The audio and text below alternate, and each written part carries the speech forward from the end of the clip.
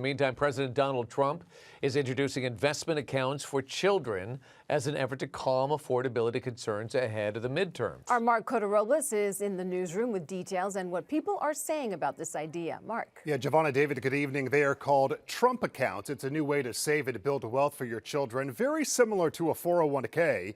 If parents take the initiative to open an account, the administration will kickstart it by depositing $1,000. This is only for children born during this second term of the Trump administration, so babies need to be born between January 1st, 2025 and December 31st, 2028. The money will be invested in the stock market by private firms. Children can then access the money when they turn 18 years old. That money, however, can only be used for specific purposes like paying college tuition, starting a business, or making a down payment on a home. Earlier, I spoke to an investment advisor to find out how this differs from other investment options already available. A lot of parents have 529 savings accounts for their kids. How does that differ from a Trump account? Is one better than the other? No, I wouldn't say one is better than the other. I would say that if the money is meant to be used for educational expenses, a 529 plan offers more flexibility in terms of investment options, offers higher contribution limits.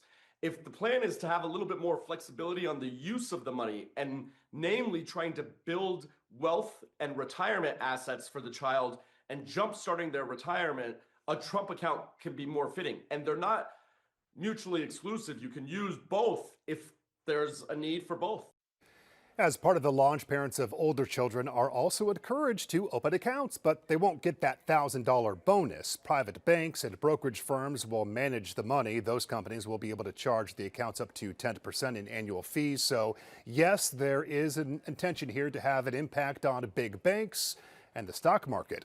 Parents can contribute up to $2,500 annually in pre-tax income. Others can also contribute, but total contributions would be capped at $5,000 a year unless that money's coming from governments or charities. Giovanna and David, will send it back to you.